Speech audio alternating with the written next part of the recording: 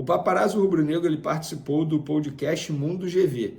E no meio dessa participação dele, ele falou o seguinte, abre aspas, vou fazer uma revelação. Eu conversei com o Rodolfo Landim em um hotel no Uruguai e ele falou que o sonho de consumo dele para o ataque do Flamengo é o Caleri do São Paulo. Gente, eu gosto muito do futebol do Caleri, muito mesmo, assim.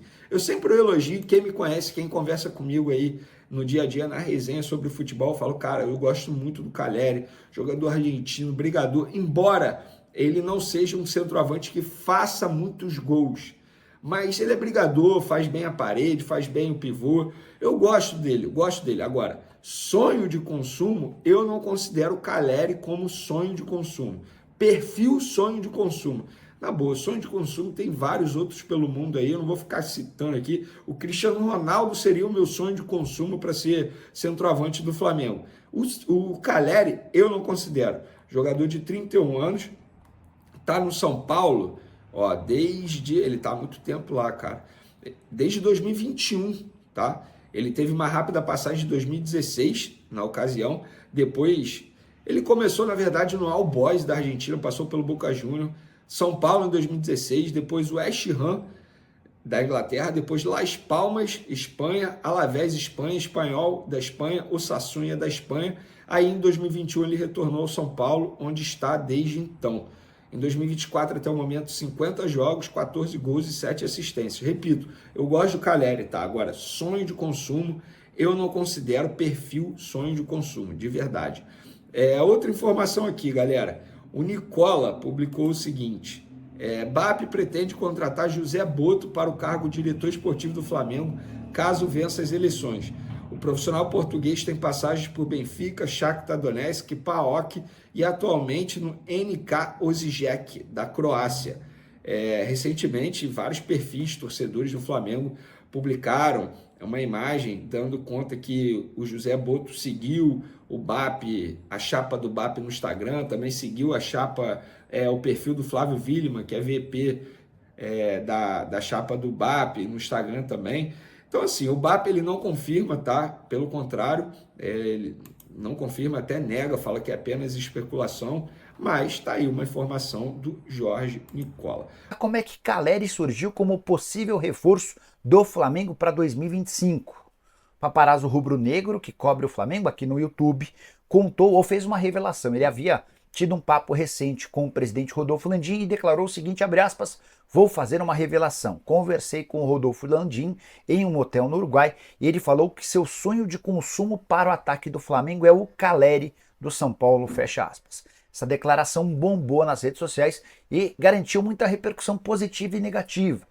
De São Paulinos lembrando que o Caleri prometeu só jogar no São Paulo no futebol brasileiro e de rubro-negro se dividindo. Pô, será que valeria a pena? Será que o Caleri seria titular absoluto? Vale a lembrança de que o Flamengo vai perder o Gabigol, não conta com o Carlinhos e o Pedro talvez só volte no segundo semestre. Pois bem, o Caleri tem contrato no São Paulo até dezembro de 2026 e a multa rescisória é de 50 milhões de euros. Muito bem, briga lá em cima, hein? Com dois times com quase a mesma pontuação, né, Venenão? Quanto diferença pro Fortaleza? Alguns 3 pontos. 4. Agora, fica o sentimento de lamentação, né, Fernandinho? Por quê, O sentimento Veneno? do torcedor rubro-negro é esse. Porque se tivesse dado um pouquinho mais de valor ao Campeonato Brasileiro, a gente poderia estar brigando lá na parte de cima pelo título junto com o Botafogo e com o Palmeiras.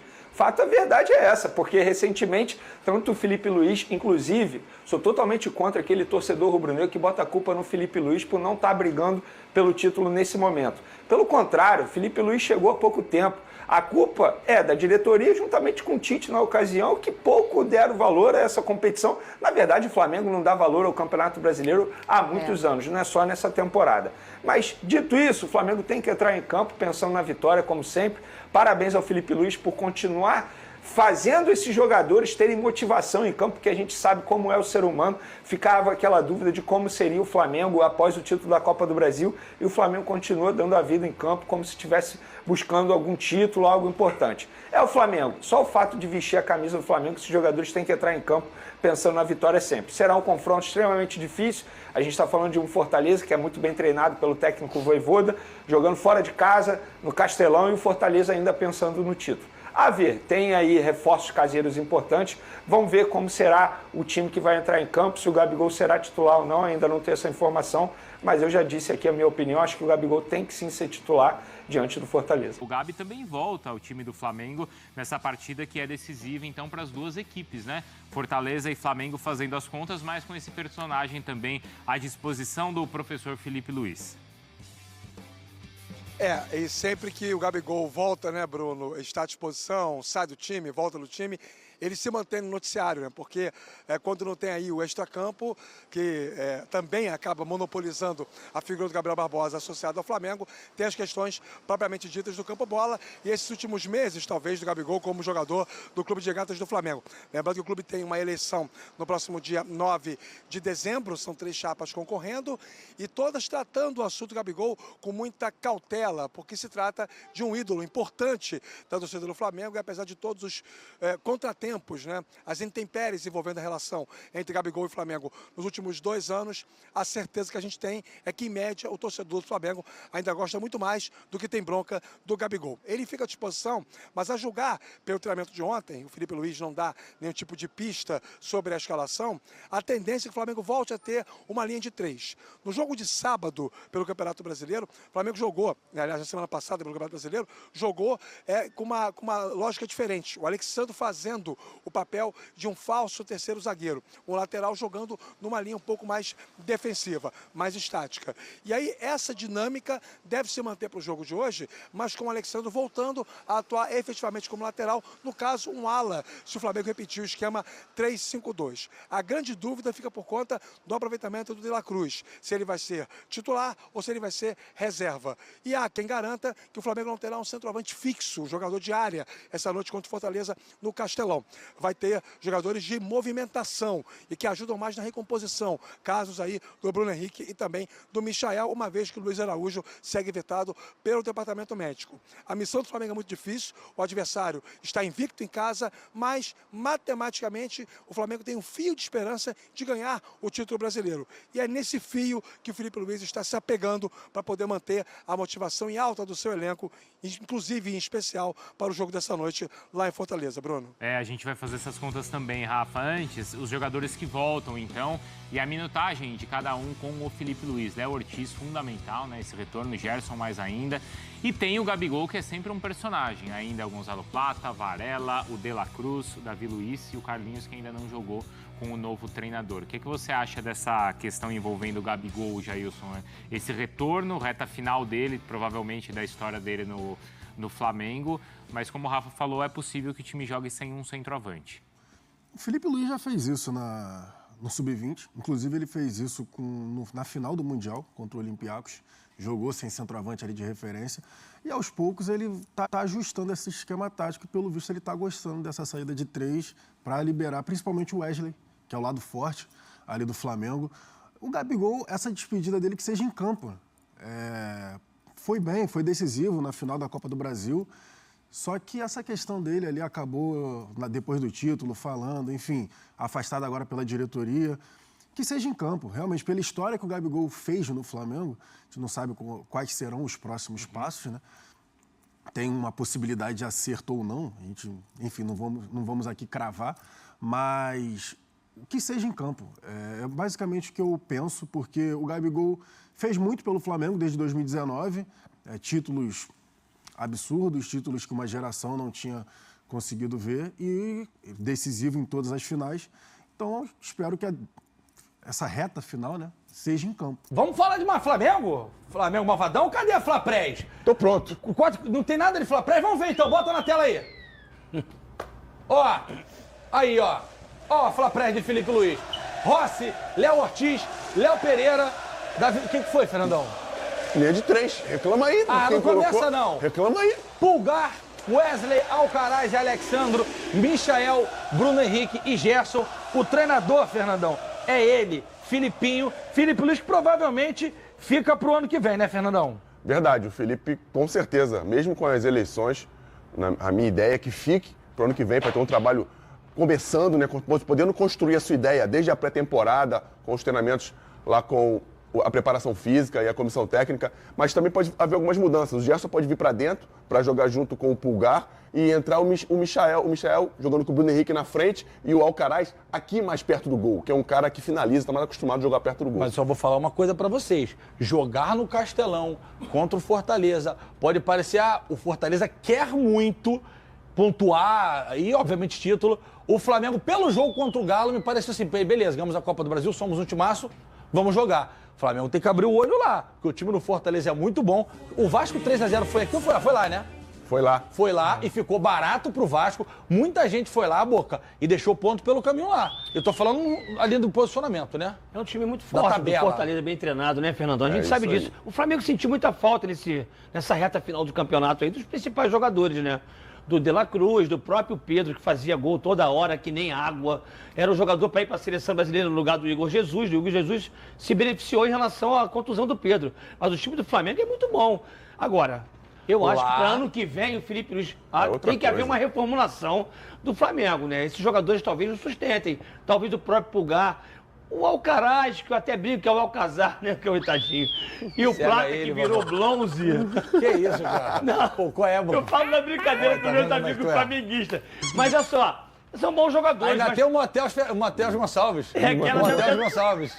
Requer adaptação, evidentemente, né? Para que eles possam fazer um trabalho consistente. O Felipe Luiz, cara, eu acho que o laboratório é o Campeonato Carioca. Sempre vai ser o Campeonato Carioca para até para observar os meninos que estão chegando, quem quer contratar. E o problema é a diretoria, achar que tem, que não pode ficar. Primeiro tem que saber quem vai ser o presidente, que a gente vai saber agora início de dezembro, né? Detalhe. E desse jeito, GV, jogando desse jeito, o Flamengo espelha mais ou menos o Fortaleza, são equipes que ele joga também com uma linha de 3 e consegue segurar o que o Fortaleza tem de melhor, cara. O contra-ataque do Fortaleza, a gente já viu do Marinho, que é muito poderoso. O Marinho chegou de lá até lá em 3 segundos, cara. Rápido.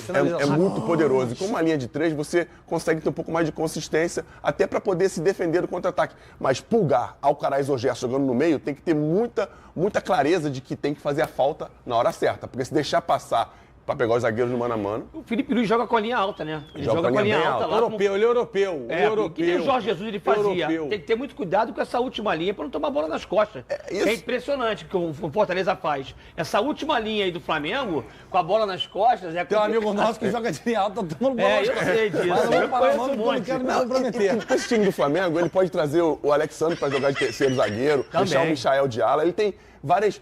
O Flamengo fica muito versátil com os jogadores que tem hoje para poder mexer dentro da formação da equipe sem mexer em peças. Nação rubro-negra, amigas e amigos, prestem muita atenção no que eu vou falar agora. Daqui a pouco a bola vai rolar envolvendo Fortaleza e Flamengo e Fortaleza. Só que o assunto principal desse vídeo aqui é Mercadão da Bola e logo de cara já vou estar dando início a esse assunto bombástico, né? Segundo Jorge Nicola e também segundo o paparazzo rubro-negro, o Rodolfo Landim, presidente atual do Flamengo, tem o sonho de poder contratar o Jonathan Calleri, né? Atualmente jogando no São Paulo. É muito bom jogador, fazedor de gols. A ideia da diretoria rubro-negra é contratar o Calleri para ser o substituto temporada do Pedro, até mesmo do Gabigol, tendo em vista que o camisa 99 não irá permanecer no clube de regatas do Flamengo. O Flamengo acredita que é um jogador que pode ajudar muito ali no último terço, no setor ofensivo, aquele cara para balançar a rede dos adversários. Eu, assim, gosto muito do nome,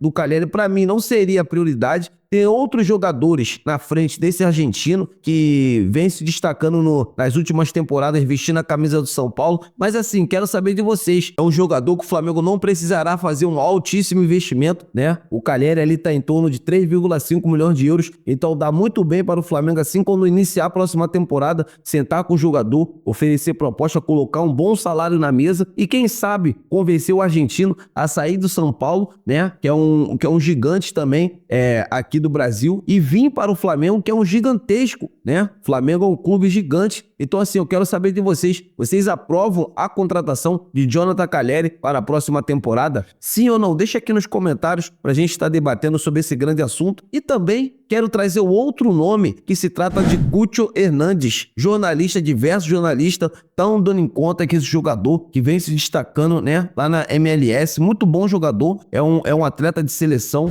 O Flamengo está mirando a contratação intermediária do atleta, estão oferecendo Cúcio Hernandes para o Flamengo e o Flamengo acredita que esse jogador poderá ainda fortalecer ainda mais o setor ofensivo. Um atleta que é muito bom, né? Eu gosto mais do Coutinho Hernandes do que do próprio Calleri.